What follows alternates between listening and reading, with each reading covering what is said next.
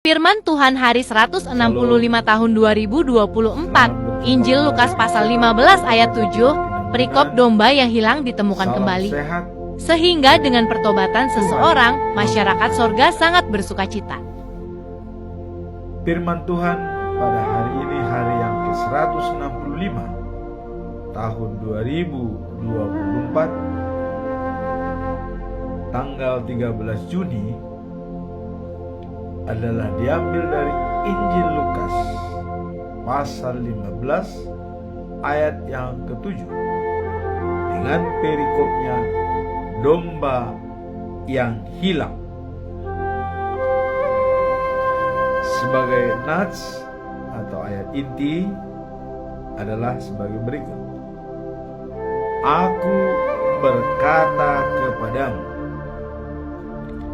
demikian juga akan ada sukacita di surga karena satu orang berdosa yang bertobat, lebih daripada sukacita karena 99 orang benar yang tidak memerlukan pertobatan. Inilah ayat kita hari ini. Dan bacaan pagi diambil dari surat Paulus kepada jemaat di Filipi pasal yang kedua ayat 25 sampai dengan 30. Ini adalah lanjutan daripada perikop yang kemarin, yang ayat sampai 24, ya, di mana Paulus sangat senang dengan Timotius. Dalam perikop ini dikatakan bahwa Timotius dan Epaphroditus. Nah, perikopnya adalah Timotius dan Epaphroditus, dan Timotius kemarin sudah dibicarakan. Nah, di sini akan lebih menekankan kepada Epaphroditus. Sebagai bacaan malam diambil dari Kisah Para Rasul pasal 13 ayat 50 sampai dengan 52 dengan perikop Paulus dan Barnabas diusir dari Antiokhia dan pergi ke Ikonium. Inilah firman Tuhan pada hari ini. Sekarang kita masuk dalam perikop inti, yaitu domba yang hilang ditemukan kembali. Dalam Injil Lukas pasal 15 ayat 4 sampai 7, Yesus mengajarkan tentang kegembiraan dalam menemukan domba yang hilang dan betapa pentingnya setiap jiwa baginya. Inilah yang menekankan betapa pentingnya setiap jiwa baginya, walaupun satu yang hilang. Ini menjadi kegembiraan, ya, bagi orang yang percaya. Menemukan kembali domba yang hilang adalah ilustrasi dan kasih, ya, serta perhatian Allah terhadap setiap orang di antara kita yang tersesat. Jadi ini merupakan ilustrasi, ya, perhatian orang, perhatian Allah terhadap orang yang tersesat. Digambarkan satu domba yang hilang. Ini mengingatkan kita untuk selalu siap ya, membantu mereka yang memerlukan bimbingan dan kasih sayang. Nah, seperti apa yang Yesus lakukan kepada kita. Nah, ini bisa dilihat dalam Injil Lukas pasal 15 ayat yang ke-6. Nah, kemudian lanjutan daripada perikop ini, ya. Pada suatu hari banyak pengikut dan banyak melihat penagih pajak dan orang-orang yang dianggap tidak baik oleh banyak rakyat, ya, datang mendengar Yesus. Nah, jadi mereka melihat ada orang-orang yang dibenci seperti penagih pajak, pemungut cukai, itu dibenci oleh orang-orang Yahudi. Kok bisa datang bersama dengan Yesus? Nah, kira-kira begitu, padahal mereka itu orang tidak baik. Nah, orang-orang Farisi dan guru-guru agama mulai menggerutu, artinya mengomel, ya. Nah, mereka berkata, wah, orang-orang ini menerima orang-orang yang tidak baik dan malah kok makan bersamanya. Nah, kira-kira itulah pemikiran daripada orang-orang Farisi dan Yahudi ini, ya. Kok bisa bersama dengan Yesus orang-orang yang tidak baik? Harusnya maksud mereka orang yang baik-baiklah dengan Yesus. Jangan seperti itu. Karena itu tabu bagi orang Yahudi. Ya.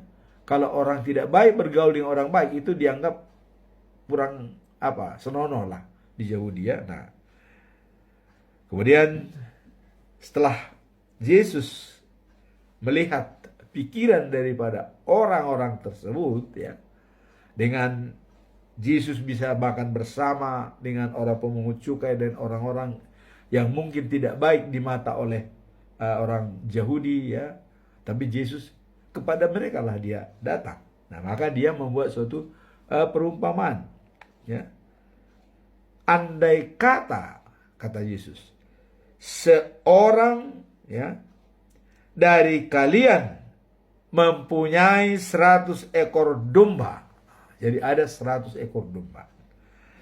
Lalu ia hilang 1 ekor. Jadi dari 100 itu hilang 1 ekor, jadi tinggal 99 ekor. Nah, jadi 99 ekor ada di padang rumput. Nah, kemudian, ya, pergi mencari yang hilang. Anda pergi mencari yang hilang itu sampai dapat. Nah, karena yang 99 ekor ini yang baik, yang tidak hilang, masih di padang rumput. Tapi 1 ekor itu hilang. Kemana ini 1 nih? Nah, ini diperumpamakan kepada seorang gembala domba oleh Yesus, ya. Nah, kemudian dikatakan, kalau ia menemukan kembali domba itu,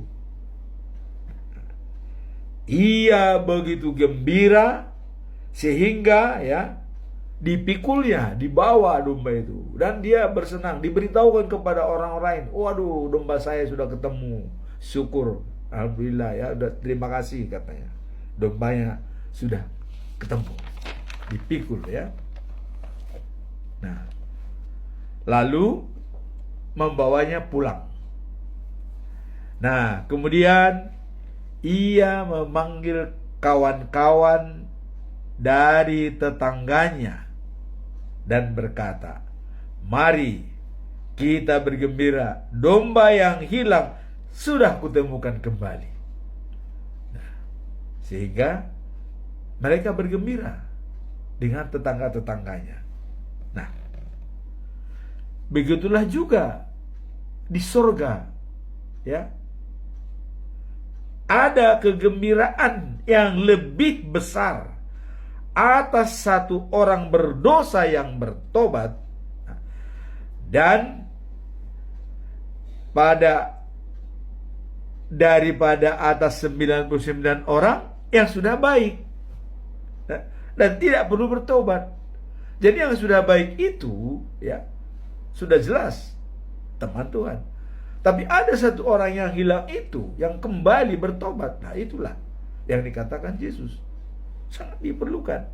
Nah, maka ya, setiap baptisan kudus, walaupun itu satu orang dibaptis, Bapa di surga berpesta, merayakannya di surga. Wah, ada satu.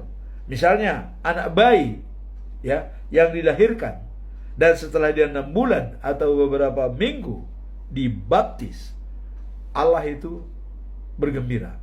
Di surga tuh pesta. Oh, ada satu orang kembali, sangat bahagia. Jadi dibaptis itu bukan memberi nama, bukan.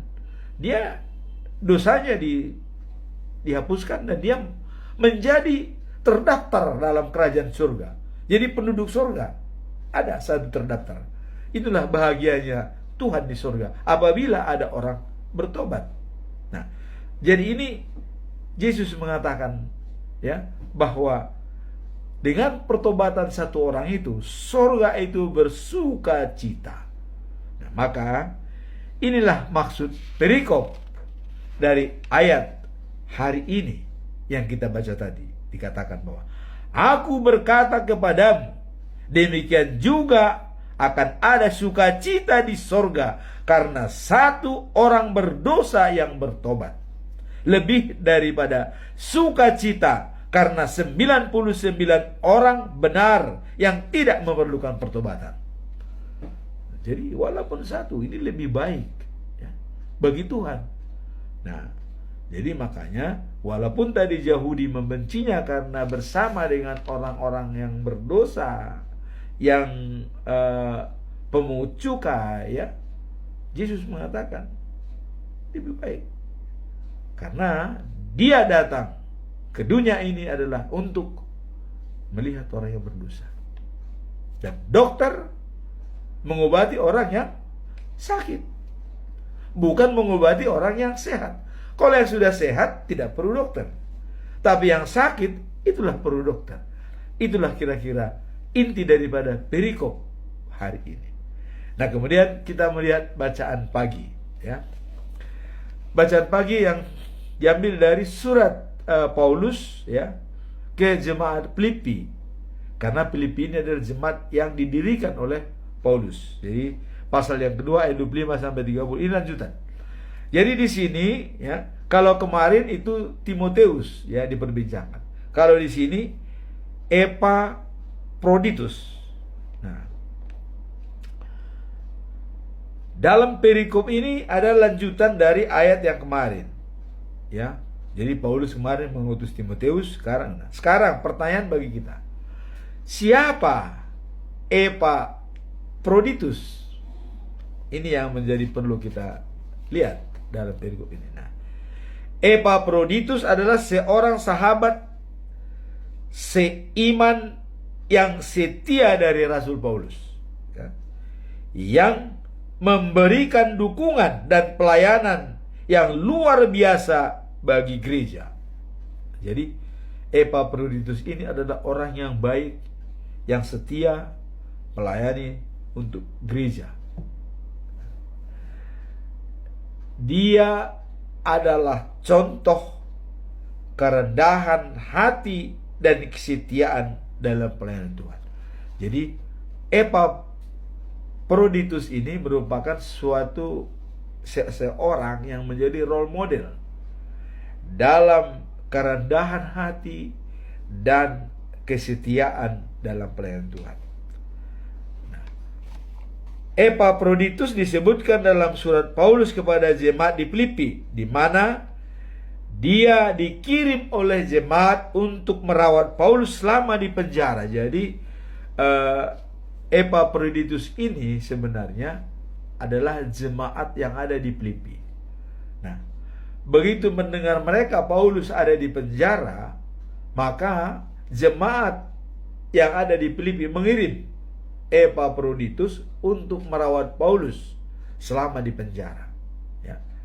Nah, jadi meskipun ya dia jatuh sakit secara serius. Jadi waktu Epaphroditus ini merawat Paulus di penjara, dia sakit serius.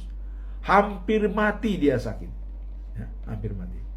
Tetapi dia tetap setia dalam pelayanan. Tuhan Allah ya memberkati dia. Sehingga Epaphroditus bisa bersama dengan Paulus dan merawat Paulus, dan dia bisa sembuh dari penyakitnya. Tapi walaupun dia sakit, dia tetap setia. Nah, inilah merupakan hebatnya kalau suatu jemaat itu melihat gembalanya yang selalu perhatian ya kepada dia. Nah, dalam saat ini mungkin gereja-gereja melakukan itulah yang sebabnya diakonia. Diakonia mengunjungi orang sakit, ya, memperbaiki, ya, membagi-bagi kasih. Nah. Kemudian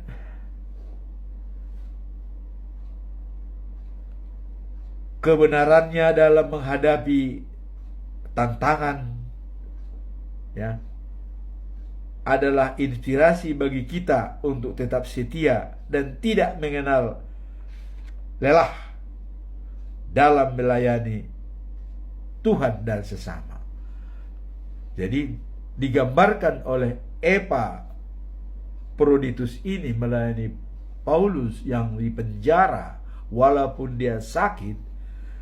Ini merupakan gambaran bagi kita, ya, untuk menghadapi tantangan, ya, dan dia adalah merupakan inspirasi bagi kita untuk tetap setia dan tidak mengenal lelah dalam pelayanan Tuhan dan sesama walaupun dia sakit, ya, karena kita tahu, ya, dalam mengasihi Tuhan itu ada komponen, ya, 3.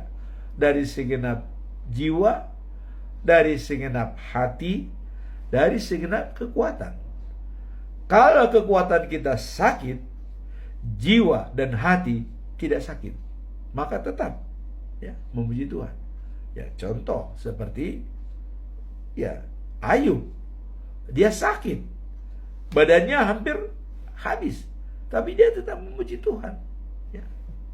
Nah, contoh yang lain, Hizkia, dia sakit kena borok, ya, bisul, dan dia harusnya sudah diputus mati hari ini. Kata Yesaya, kamu siapkan semua segala macam karena kamu harus mati, sakitmu tidak akan sembuh. Tapi dia berdoa, menangis, ya, kepada Tuhan. Tuhan, aku sudah mengabdi padamu, tolonglah, berikanlah kesempatan kepada aku untuk menyelesaikan segalanya. Coba. Dalam umur 39 tahun dia berdoa, ya. Dan dia sudah setelah 14 tahun dia memerintah, ya, di Judea. Nah, kemudian dia sakit pada waktu umur 39 tahun dan harus divonis mati oleh Tuhan, tidak akan sembuh sakitmu. Tapi dia berdoa kepada Tuhan.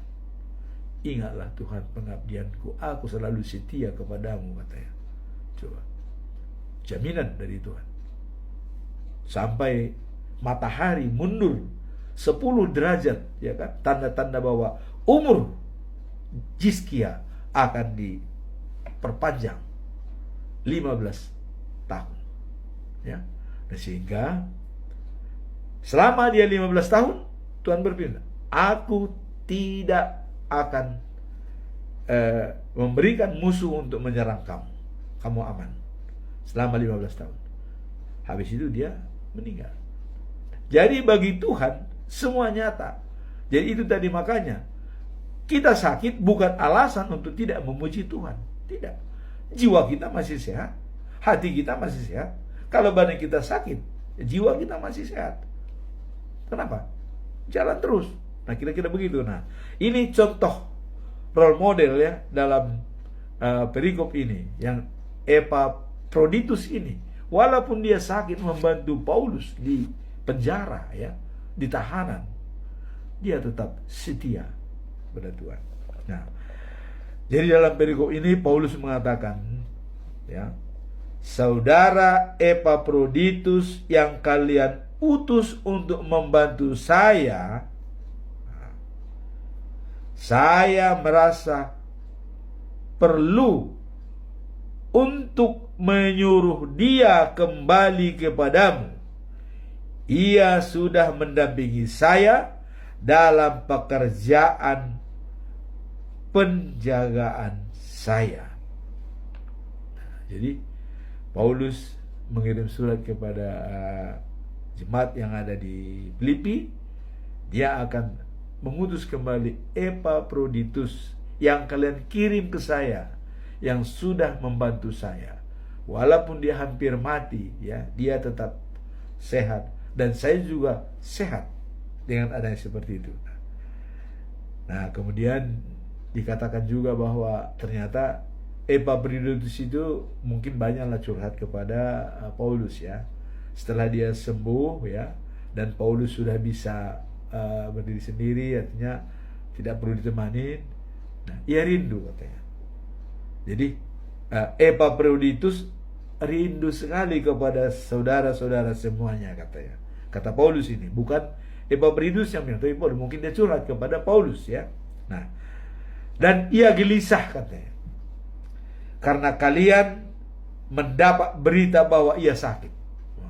Jadi dengan tersiarnya berita Epaphroditus sakit waktu menjaga Paulus di penjara, jemaat yang ada di Filipi itu gelisah. Waduh, kita kirim membantu Paulus ya, yang terbaik, kok bisa sakit. Nah, jadi dengan itulah Epaphroditus ingin menunjukkan bahwa saya ini sehat. Dengan bantuan Allah saya bisa disembuhkan. Nah, itu kira-kira pendapatnya. Nah, kemudian memang betul ia sakit sampai hampir mati, tetapi Allah kasihan kepadanya ya. Dan bukan hanya kepadanya, kata Paulus, bukan hanya kepadanya saja, kata Paulus, tetapi juga kepada saya ya, Tuhan kasihan, supaya saya jangan menjadi lebih sedih lagi. Nah, itu kata Paulus. Nah, maka Paulus mengatakan, kesimpulan saya untuk menyuruh dia kembali ke jemaat Filipi, supaya kalian bersukacita dan tenang kembali. Jadi untuk menenangkan hati daripada orang-orang yang khawatir, yang worry di jemaat Filipi, maka Paulus mengirimkan kembali Epaphroditus supaya mereka bisa bergembira dan senang. Nah, jadi dikatakan oleh Paulus, jadi sambutlah dia dengan senang hati sebagai seorang saudara, dan hargailah dia. Untuk kepentingan Kristus ia hampir saja mati. Ia mempertaruhkan nyawanya untuk memberi pertolongan kepada saya atas bantuan kalian, katanya, atas permintaan kalian. Jadi dengan demikian hargailah dia, karena dia sudah berkorban ya, dengan nyawanya hampir mati untuk membantu saya, kata Paulus di penjara, sehingga diberikanlah surat kepada jemaat yang ada di Filipi supaya terima dia dengan baik, hargai dia untuk kepentingan Kristus sebagai juru selamat kita. Nah, itulah yang disampaikan oleh Paulus dalam perikop bacaan pagi. Sekarang kita masuk dalam bacaan malam, yaitu Kisah Para Rasul pasal 13 ayat 50 sampai 52. Ya, pasal 13 ayat 50 sampai 52. Paulus dan Barnabas diusir dari Antiokhia dan pergi ke Ikonium. Wah, ini Ikonium. Mengapa Paulus dan Barnabas diusir dari Antiokhia? Wah, ini ceritanya panjang ini, ya. Jadi jemaat orang-orang yang ada di Antioquia, baik itu Yahudi dan non-Yahudi, sudah banyak pengikut-pengikut Yesus di sana. Jadi pada saat itu Paulus ya pergi ke daerah Antioquia. Mereka duduk bersama dengan Barnabas ya. Nah, kemudian pada hari Sabat itu oleh pemimpin-pemimpin jemaat di sana dibacakanlah ya kitab daripada Musa dan para nabi. Setelah itu semua dibacakan oleh mereka, biasanya seperti ibadah di rumah ibadat. Nah, kemudian mereka menawarkan. Jadi karena ada Paulus di sana, jadi pemimpin jemaat itu menawarkan, oh ini tokoh-tokoh datang nih. Artinya dia datang ke sini, perlu kita mendapatkan pengarahan dari beliau, pengalamannya, kira-kira begitu. Nah, sehingga dikatakan, saudara-saudara, kalau saudara punya suatu nasihat untuk orang-orang ini, silahkan menyampaikan nasihat itu. Nah, jadi setelah pemimpin jemaat tadi menyampaikan berita dari pekabaran Injil dan pekabaran kitab suci dari Musa dan juga dari kitab-kitab para nabi, ya, mereka memberikan kesempatan kepada Paulus. Nah, kemudian lalu Paulus langsung berdiri dan angkat tangan, kira-kira begini, oh ya siap, dan memberi isyarat ya dengan tangannya. Nah, Paulus berbicara ya. Ini kalau kita lihat dalam Kisah Para Rasul pasal 13 ayat 17 sampai 48. Bisa kita baca ini nanti ya, silahkan dibaca. Nah, kemudian saya akan simpulkan bahwa saudara-saudara bangsa Israel, ini kira-kira kata Paulus ya. Nah, coba dengarkan saya. Allah bangsa Israel memilih nenek moyang kita menjadi bangsa yang besar sewaktu mereka keluar dari Mesir, ya. Dan mereka sabar di padang gurun 40 tahun lamanya. Nah, kemudian dikatakan Paulus, mereka waktu itu mengalahkan 7 bangsa yang ada di Kanaan. Ini cerita Paulus ini. Nah, 7 bangsa tersebut yaitu Kanaan, Het, Amori, ya, Hetit, Perisit, Hewi, dan Jebusit. Dan setelah mereka kalahkan mereka, maka mereka membagi-bagi negeri itu milik mereka. Dan itu berlangsung mereka di sana ya, di dalam Kanaan dan di sekitarnya mereka berperang melawan 7 bangsa tadi, dan juga terakhir itu adalah Moab ya dan Amon ya. Nah, itu lamanya mereka 450 tahun ya lamanya.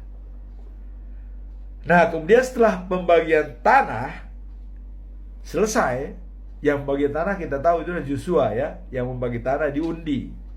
Misalnya satu lokasi ya, tanah ini ada yang baik, ada yang kurang baik. Tapi bagaimana cara mereka membagi tanah? Wah, itu tanah itu setelah diukur semua, dibagi rata, dibikin petanya, dan dipetak-petak semua. Kayak perumahan ya, KPR gitu ya. Tanahnya udah dibagi-bagi. Nah, maka diundilah. Siapa yang menempati tanah itu? Diundi. Si A nomor 1. Jadi suku dari 12 itu diundi ya. Yaitu keturunan daripada Yakub itu, Ruben, Simon, Levi, Juda, dan segala macam. Diundi oleh Joshua. Sehingga tidak ada yang protes. Kalau dia dapat yang kurang baik atau dapat yang baik, tidak ada yang protes. Nah, itulah cara daripada Joshua membagi tanah kepada bangsa Israel, diundi. Nah, jadi mereka tidak lagi, karena mereka sendiri yang membuat petanya. Nah, kemudian setelah pembagian tanah, ya, sudah selesai. Jadi 450 tahun lamanya, ya, hampir setengah abad, ya. Lebih 450 tahun, 5,5 abad, ya, 450 tahun. Nah, kemudian mereka mengangkat hakim-hakim sebagai pemimpin mereka, tapi raja tetap Tuhan Allah sebagai raja, dan ada hakim-hakim untuk mempertimbangkan yang mana. Nah, kalau Musa waktu itu membagi-baginya itu, ada Jethro, ya. Nah, kemudian 1.000, jadi satu memimpin 1.000 orang, kemudian 50, 10, ya. Jadi diaturlah manajemennya. Jadi beberapa pemimpin dibagi-bagi, ya, kelompok tersebut. Nah, kemudian dikatakan terakhir, ya, di sana hakim-hakim itu adalah Samuel. Samuel lah yang terakhir. Nah, seperti perikop kemarin kita baca Samuel, ya. Samuel itu bagaimana? Bangsa Israel datang kepada Samuel meminta raja. Waduh, tolong berikan raja. Kenapa?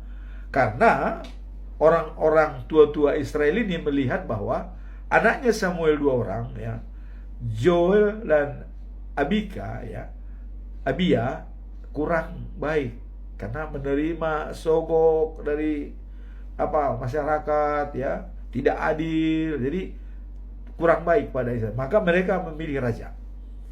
Tolong berikan kepada kami raja. Nah, sebenarnya Samuel itu sebenarnya tidak berkesan, artinya dia sedikit kesal, ya. Tapi dia berdoa kepada Tuhan. Dan Samuel berdoa kepada Tuhan, dan Tuhan menjawab, biarkan mereka meminta raja. Karena mereka tidak mau lagi aku sebagai rajanya, kata Tuhan Allah. Ya, memang kalau Tuhan Allah sebagai raja mereka, memang tidak boleh ada berbuat yang tidak baik, langsung dihukum oleh Tuhan. Yang berbuat salah, maka waktu Tuhan, ya, mengatakan kepada Eli, ya, yang menghormati aku, kuhormati, yang menghina aku akan kuhina. Nah, itu jelas dari Tuhan Allah. Nah, maka begitu Yahudi meminta raja, Tuhan Allah menerima. Udah, oke. Supaya kalian juga punya raja. Karena biarlah Allah tidak langsung lagi memimpin bangsa Israel itu, tapi sudah ada raja mereka. Tapi diingatkan oleh Tuhan, katakan Samuel kepada mereka, kalau mempunyai raja ada syarat. Nah, makanya dikatakan oleh Samuel, kalau kalian mempunyai raja, ingat, anak-anakmu laki-laki, ya, akan diminta untuk menjadi tentara, baik itu tentara berkuda, baik itu tentara kereta, atau tentara yang berjalan kaki. Nah, kemudian anak-anak perempuanmu itu akan disuruh untuk di ladangnya membajak sawah, menuai panen anggur, ya, dan juga panen anggurmu diberikan kepada pegawainya. Kalian harus siap itu. Nah, tapi semua Israel mengatakan, siap, kami menerima. Nah, maka terpilihlah waktu itu, ya, raja pertama Israel, ya, setelah hakim-hakim itu adalah Raja Saul, anaknya Kis, ya, dan dari suku Benjamin, ya. Nah, jadi Raja Saul itu dia memerintah selama 40 tahun. Nah, kemudian setelah Allah menggeser Raja Saul, digantikan oleh Daud, ya. Nah, kata Allah, aku sudah mendapati Daud, anak Isai, katanya, seorang yang menyenyamkan hatiku. Karena Daud, ya, apa yang dikatakan oleh Daud dalam Mazmur, bahwa dia menyenangkan hati Allah. Daud mengatakan, kebajikan dan kemurahan ada pada diriku seumur hidup. Wow, jadi tidak ada sesat seumur hidup. Sejak dia lahir, kebajikan dan kemurahan ada pada diri saya seumur hidup. Nah, kemudian dikatakan, dan sepanjang masa saya berada di rumah Tuhan. Itulah, maka Daud itu menyenangkan hati Tuhan. Nah, dan juga kita lihat apa? Tuhan memang berjanji kepada Daud, dari anak kandungmu sendiri menduduki tahtamu, yang bisa mendirikan rumah ibadah bagi saya, Raja Salomo. Ya, mendirikan rumah ibadah di Yerusalem. Selama 40 tahun dia mendirikan rumah ibadah itu. Sangat megah, sangat bagus, dan dia dihormati oleh seluruh dunia. Ya, bahkan raja-raja lain pun datang kepada dia untuk memberikan sumbangan, sehingga sangat termasyhur. Dan dialah raja yang terbijak dari seluruh raja yang pernah ada, baik ya sebelum dia dan sesudah dia, dan yang akan datang tidak ada lagi, hanya Raja Salomo. Nah, kemudian pernyataan kedua dari Allah adalah, dari keturunanmu lah akan memimpin bangsa Israel, ya, sebagai raja dari raja segala bangsa. Dan dia, tempat tinggalnya, kata Tuhan, ada di kota Sion selama-lamanya. Itulah Yesus Kristus. Nah, jadi kata Allah tadi bahwa dan dia melakukan ya kemauanku. Nah, jadi dalam Mazmur 23 ayat 6 ya, ialah melakukan kemauanku dari keturunan Daud, ya. Allah menyediakan bagi bangsa Israel seorang raja penyelamat. Itulah Yesus. Nah, tapi dijelaskan lagi oleh Paulus, sebelum Yesus lahir ada pendahulu, katanya, Yohanes Pembaptis, ya, yang berseru-seru di padang gurun, ya, mengatakan, bertobatlah, bertobatlah, ya. Jadi Yohanes membaptis dengan air, tapi Yohanes mengatakan, bukan saya yang datang itu. Sebab banyak orang, apakah dia Mesias itu, kira-kira begitu. Bukan. Yohanes bilang, bukan saya. Bahkan kata Yohanes, yang datang itu membuka tali sepatunya pun saya tidak mampu. Wah, ini bukan main, ya. Jadi padahal ya Yesus itu belum ada, belum ditemukan oleh dia. Membuka tali sepatunya pun tidak mampu. Nah, itu kira-kira pernyataan daripada. Nah, kemudian Yohanes menyerukan kepada bangsa Israel, bertobatlah dari dosa-dosa dan dibaptis. Nah, Tuhan Yohanes mengatakan, saya membaptis kamu dengan air, tapi dia yang akan datang itu membaptis dengan Roh Allah, Roh Kudus. Nah, kemudian dalam terakhir yang disampaikan oleh Paulus, jadi saudara-saudara yang taat pada Allah, Allah sudah mengirim kepada kita berita keselamatan, yaitu Yesus Kristus. Itu kata Paulus. Nah, dan orang-orang di Yerusalem dan pimpinan-pimpinan kota, ya, mereka tidak menyadari bahwa dialah penyelamat itu. Jadi pemimpin Israel di Yerusalem dan kota tidak sadar kalau Yesus itu adalah sebagai juru selamat. Nah, dia tidak mengerti ajaran nabi-nabi, ya, yang dibacakan setiap hari Sabat. Jadi sebenarnya ajaran-ajaran Nabi itu sudah dibacakan setiap hari Sabat, seperti ya dalam kitab Yesaya bahwa akan datang raja yang akan datang, sudah dibacakan, tapi ya tidak mengerti mereka. Apa arti nubuat itu, ya?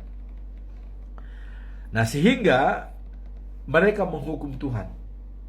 Ya, karena mereka tidak mengerti bahwa inilah yang dijanjikan oleh para nabi-nabi dalam buku nabi-nabi, tapi mereka tetap menyalibkan Yesus, ya.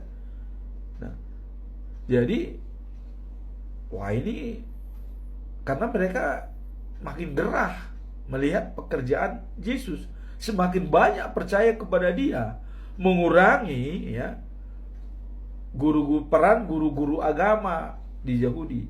Nah, maka mereka, wah, ini harus disalibkan, dibunuh. Nah, tapi katanya justru dengan demikian bahwa apa yang dinubuatkan pada nabi-nabi terbukti. Jadi dengan penyaliban itu menjadi terbukti apa yang kata-kata nabi. Apa di situ dikatakan, ya? Yesus mati disalibkan dan bangkit pada hari ketiga. Ini sudah dimuatkan. Dan itu kenyataan. Dia bukan dalam kubur selamanya. Dia mati, hari ketiga bangkit. Jadi kuburannya dia tidak busuk, ya, karena dia bangkit kembali. Nah, setelah Yesus mati dikubur dan bangkit kembali, ia sering memperlihatkan diri, ya, itu selama 40 hari kepada orang-orang yang percaya kepadanya di Galilea. Kita tahu, ya, pernah bertemu dengan murid-muridnya, ya, dan di jalan kadang-kadang berjalan dia, ya. Nah, dia tidak mengerti kalau dia Yesus. Setelah Yesus mengatakan, ya, atau temannya mengajak makan, diambil roti, dibagi-bagi, dikasih. Nah, mereka ingat, oh, waktu berjumpa, oh, ini Yesus. Begitu mereka mengatakan di Yesus, langsung hilang. Padahal sudah bersama dengan mereka. Nah, itulah. Jadi Paulus mengatakan lebih lanjut, ya, kami menyampaikan kabar baik itu kepadamu, apa yang Allah sudah janjikan kepada nenek moyang kita itu, Ia sudah laksanakan pada kita, ya, dengan menghidupkan Yesus kembali dari kematian. Nah, ini dalam Mazmur pasal yang kedua ayat 7, ya, dikatakan bahwa engkau anakku, pada hari ini aku telah menjadi bapamu. Ini kata Tuhan Allah dalam Mazmur itu. Nah, kemudian Yesaya 55 ayat 3 dikatakan, ya, sedengkanlah telingamu dan datanglah kepadaku, dengarkanlah, maka kamu akan hidup, ya. Aku hendak mengikat perjanjian abadi dengan kamu menurut kasih setia yang teguh yang kujanjikan kepada Daud. Allah sudah menghidupkan dia dari kematian dan tidak lagi, ya, mengalami kematian dalam kubur. Nah, jadi yang dijanjikan itu dari Daud akan ada raja penyelamat dunia. Nah, kira-kira begitu. Nah, inilah merupakan jaminan, ya, dalam kitab suci orang Kristen, yang semua nubuat itu pasti digenapi, tidak ada yang tidak digenapi. Nah, sebab itu saudara-saudara harus kalian tahu bahwa melalui Yesus ini berita tentang pengampunan dosa diberitakan kepadamu. Jadi pengampunan dosa seperti tadi, kan, seorang yang bertobat di surga bersuka cita dibanding dengan 99 orang yang sudah baik, ya. Coba, satu lebih baik bertobat dibanding sebelumnya yang sudah baik. Nah, kemudian kata Paulus ini, perhatikan baik-baik, jangan sampai terjadi yang dikatakan para nabi, ya. Perhatikan baik-baik, hai kamu orang-orang yang suka menghina, kamu akan heran lalu mati. Oh, jadi orang yang suka menghina, dia akan heran dan bisa kan mati, ya. Ya, contoh yang menghina itu dalam perjanjian lama ada 2 orang, ya, yaitu anaknya Harun, ya, Abihu dan Nadab. membuat perapian yang tidak menyegani Allah. Artinya kok seenaknya melecehkan.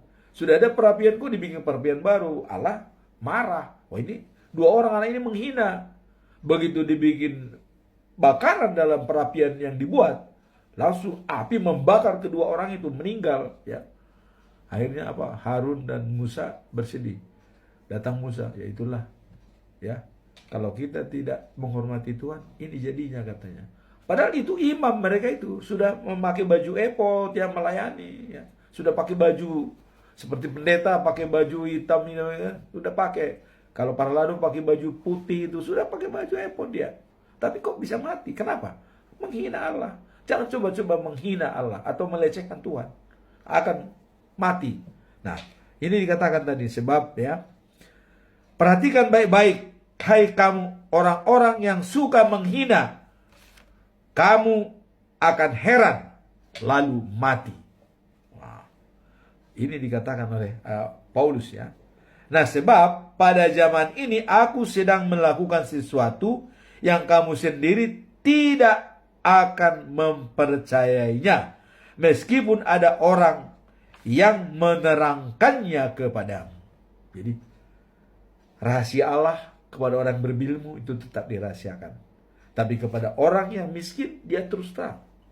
Maka Tuhan itu selalu datang kepada orang-orang yang miskin, bukan orang-orang kaya. Ya, maka dibilang orang kaya susah masuk surga.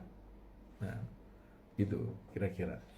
Nah, kemudian Paulus dan Barnabas ya meninggalkan rumah ibadat ya pada hari Sabat pertama. Nah, jadi setelah disampaikan tadi semua sejarah bangsa Israel, dia berkhotbah di sana, dia pulang. Nah, kemudian pada hari Sabat yang kedua, jadi ada Sabat yang pertama, jadi berarti sudah 1 minggu berikutnya. Jadi Paulus di Antioquia itu mungkin ya 2 minggu lah, ya. Minggu pertama dia tadi berkhotbah dan sekarang minggu kedua dia mau berkhotbah lagi. Nah, jadi hampir semua orang di kota Antioquia mendengar firman Tuhan. Nah, ketika orang-orang Yahudi melihat orang banyak itu ya, wah ini mereka iri hati. Sangat iri mereka ya. Dan mereka menghina Paulus dan menentang ya semua yang dikatakannya. Jadi itu tidak benar katanya. Paulus itu ngecap ngarang, kira-kira begitu, oleh orang-orang Yahudi yang iri. Jadi dasar mereka dengki. Dengki itu apa? Senang lihat orang susah, susah lihat orang senang. Nah, jadi orang-orang Yahudi ini iri, ya. Makanya mereka menghina Paulus, ya, dan menentang semua yang dibicarakan. Nah, Paulus dan Barnabas lebih berani lagi, walaupun mereka ditentang, dia lebih berani berbicara terus terang. Tidak takut-takut dia. Katanya kemarin juga kita mengatakan barang siapa ya berani menyebut namaku di depan umum, dia akan diberkati. Ya. Nah, kemudian di sini Paulus lebih terus terang lagi berkatanya, perkataan Allah memang harus disampaikan kepada kalian. Jadi perkataan Allah itu harus disampaikan kepada umat, tidak boleh disimpan-simpan. Tidak boleh hanya buat sendiri ya, atau perkataan enggak, harus disebarkan kemana? Semua orang harus mendengar. Apa itu perkataan Allah? Nah, ini Paulus berani menyampaikan itu setelah dia ditegur dan dihina oleh orang-orang Yahudi di sana. Nah, tetapi karena kalian tidak mau menerimanya, kalian sudah menentukan sendiri bahwa kalian tidak patut menerima hidup sejati dan kekal. Dengan demikian, karena kalian tidak mau menerima, ya udah. Ya kalian ya seperti yang dikatakan harusnya life after life ya di Yerusalem, tetapi sekarang buat kalian adalah death after life. Ya, bukan di Yerusalem tapi neraka. Kira-kira begitu. Tidak bisa menentukan. Nah, itu pernyataan daripada Paulus keras itu kepada jemaat. Nah, Dan sekarang kami meninggalkan kalian dan pergi kepada bangsa lain. Karena sudah dibenci, dia mengatakan, kami akan meninggalkan kalian dan pergi kepada bangsa lain, tidak lagi kepada kalian. Karena Paulus adalah asli orang Yahudi, ya, asli orang Yahudi. Ya. Nah, dengan demikian Paulus mengatakan, kami akan pergi. Kalau memang kalian tidak menerima kami pergi. Kami tinggalkan.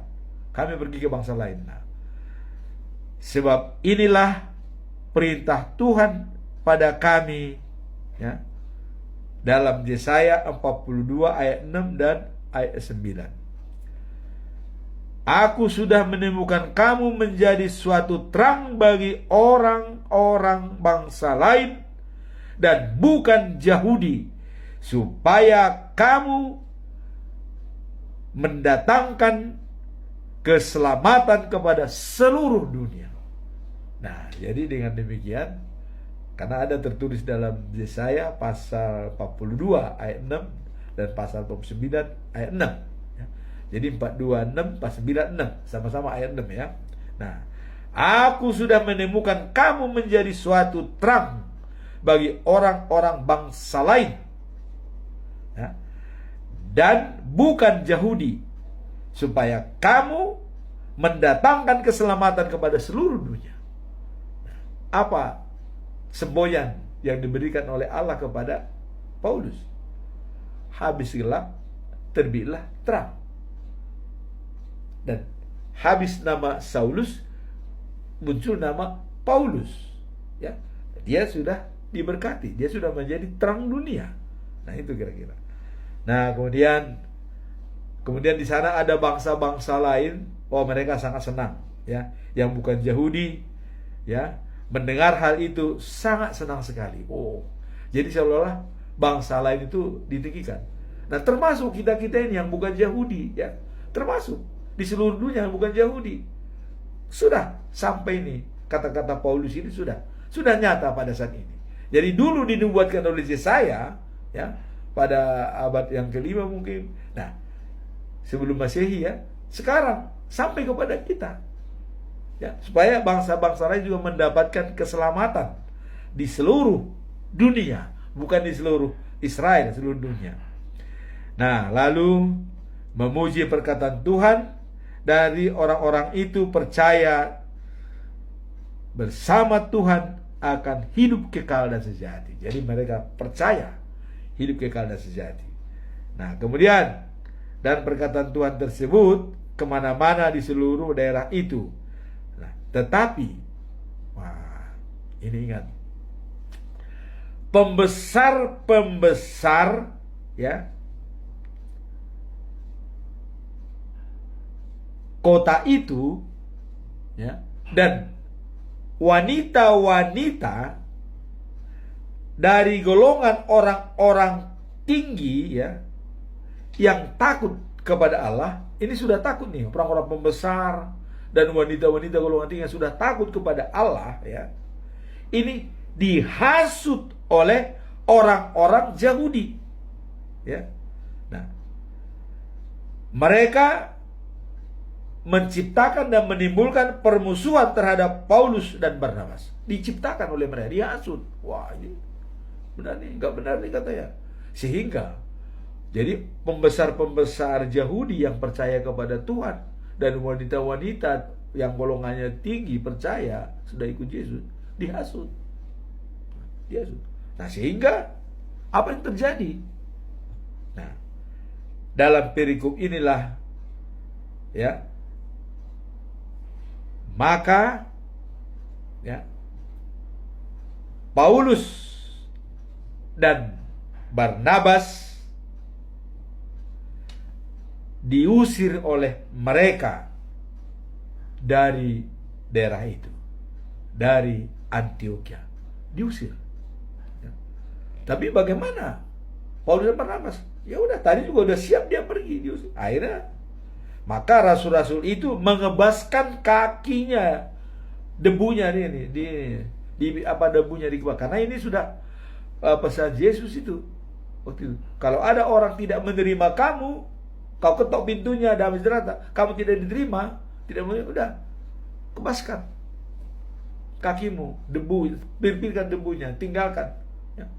Bahwa itu peringatan kepada mereka. Ya. Nah, lalu mereka pergi ke kota Ikonium. Ya.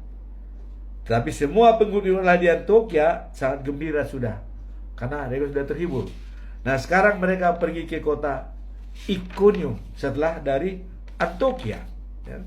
Nah, kemudian bagaimanakah sebenarnya kota Ikonium itu setelah Paulus meninggalkan Antioquia dan mereka pergi ke kota Ikonium?